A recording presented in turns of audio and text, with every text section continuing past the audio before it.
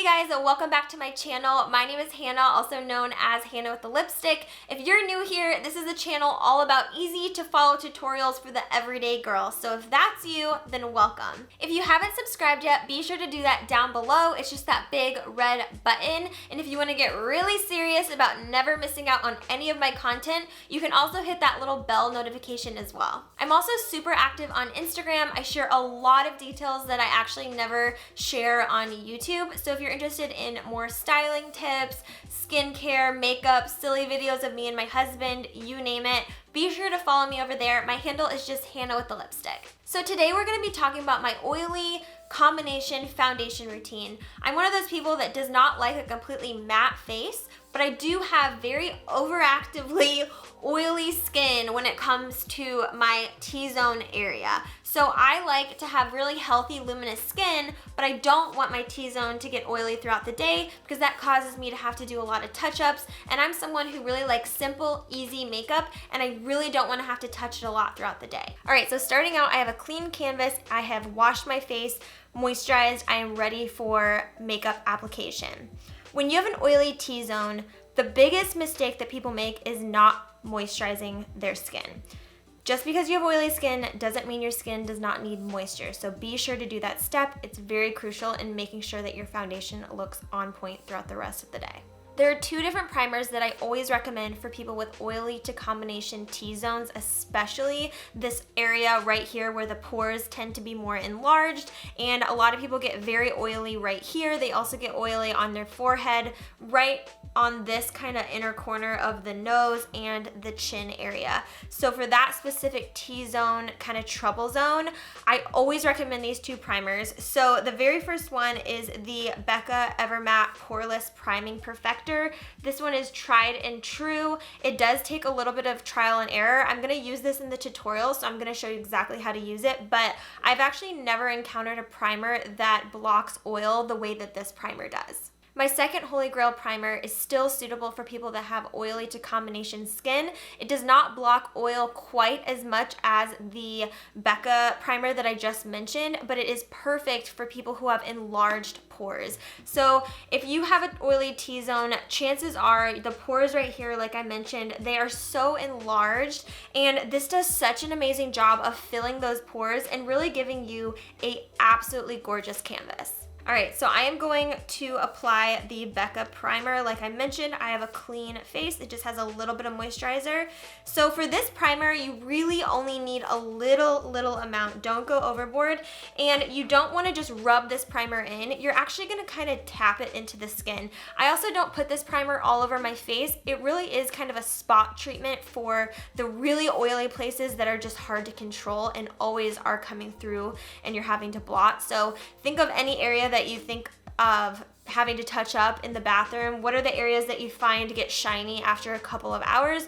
Those are the places that you're gonna put this primer. So like I mentioned, for me, this is my biggest problem area. So what I do is I just tap some of that product on that area, and I don't even move it out to my cheeks because this is so mattifying. I don't want it to steal the luminosity that I want in the other areas of my face.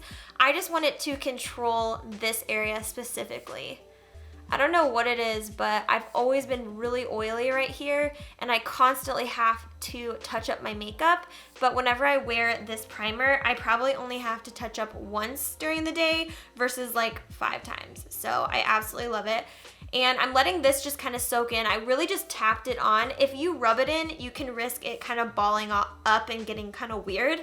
The first time I used this primer, I thought I hated it because I applied it wrong. And then I watched a YouTube video and was like, oh, I just applied it wrong. So once you get the hang of it, I promise you'll be obsessed. But the first couple tries, you might just kind of need to play around with the way you're gonna apply it. And I also take this and I put it on my nose because my nose also gets extremely shiny. And like I mentioned, in the other area, you just tap it in, do not rub. Taking a very small amount, I am going to put that on my forehead. I just concentrate it in the very middle portion of my forehead, and that tends to help my shiny forehead issue a lot. I have the shiniest forehead. This area and my forehead are my problem areas. Now that the primer has been sitting on my face for a couple of minutes, I'm ready for my makeup application. So For the T-zone area, you really don't want to cake on a lot of product, so make sure you're not putting a ton of concealer in this section of your face. I always mention that I don't like when people put too much concealer underneath their eyes. I think that it can cause it to look really cakey, and if you have a really high quality concealer, you're not going to need that much product. The concealer I'm using today is the Milani Conceal and Perfect. I love this concealer. It's an amazing drugstore price point, and I honestly can't say enough good things about it. It dries down very matte, but it still has a good texture. You're not gonna look flat. It has like a good matte satin finish. Just gonna put a little bit on my cheekbones. If you're curious why I do not bring my concealer down here or up to my eyes, you can watch one of my most recent videos. It shows how I do my under eye concealer and exactly why, but for the sake of this video, I'm just going to go ahead and do my concealer without explaining it. Now that I have my concealer on, I'm going to take my RCMA powder and I'm going to lightly bake underneath my eyes. This is crucial for an oily T-zone. I think baking is one of the best things you can do for your T-zone. If you don't know what baking is, you're just taking translucent powder and you're putting a thick enough layer where it's actually sitting on top of your skin instead of just doing a brush where you put just a very small amount. It looks kind of crazy at first, but don't worry, I promise it looks normal in the end. And I am just gonna do this to my other eye, just put a little too much product basically underneath your eyes and really concentrate the powder where you're the most oily. So for me, I love to put the powder right next to my nose on that little part underneath my eye where my cheekbone starts, because I am so oily there. I usually let the powder sit on my skin for at least 2 to 3 minutes. Typically, I do my eye makeup, I do my hair, maybe I make my bed, all those kind of things. I just let it sit on my skin because it really absorbs that oil, and that's the trick to baking. You really want to make sure you give it time to set. All right, so it's been about 2 to 3 minutes. I am going to brush this powder off.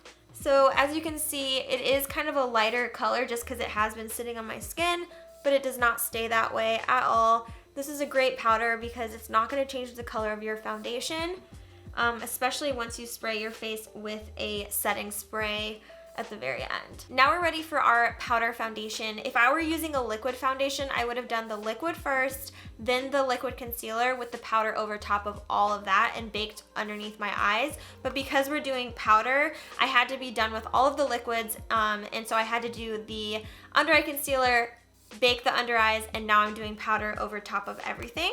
So I am going to be taking the IT Cosmetics Bye Bye Foundation Powder. This foundation powder is so awesome.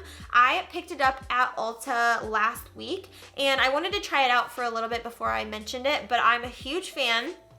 It blurs out your pores so well, and I find that my skin has a really beautiful luminosity without making it overly shiny or greasy looking. I always love luminous skin, but a lot of powders that claim to do that for you, for me, they just end up sliding right off my skin after a couple of hours. And this one combined with my T-zone primer routine that I have has been just like absolutely gorgeous, and it's been staying so well. So I just take a little bit of that powder with a dense brush and I just start to tap it all over my face.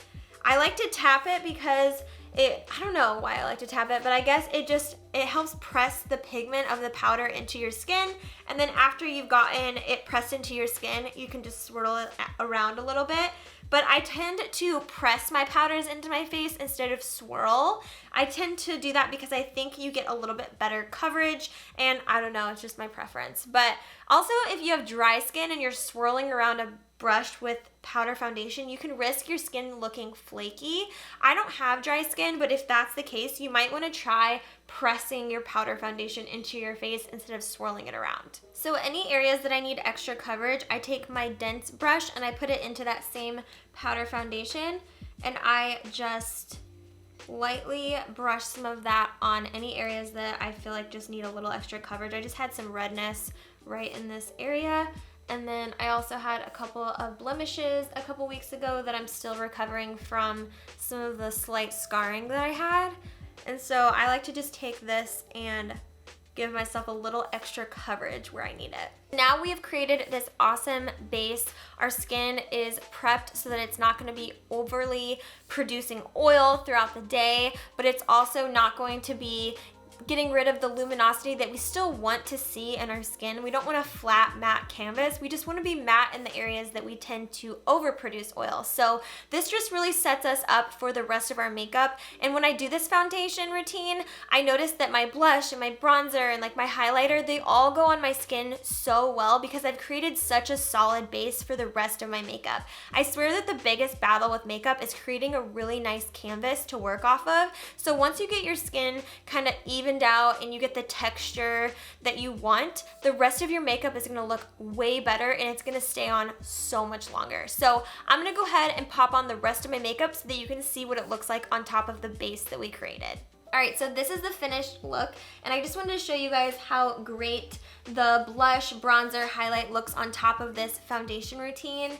It just all blends together so well, and it just gives that really nice, subtle glow, but everything is staying matte in my T-zone, which is the most important part, and which leads to less touch-ups. I hope that you guys enjoyed this tutorial, that you learned something new. If you have any questions, be sure to leave them in the comments below and I will do my best to get back to every single one. Also, be sure to leave any video requests. I'm gonna be coming out with tutorials every single week, so I really wanna hear from you guys and know what you wanna see. If you enjoyed this video, be sure to give it a thumbs up and hit that red subscribe button down below, and I will see you guys next week in another tutorial.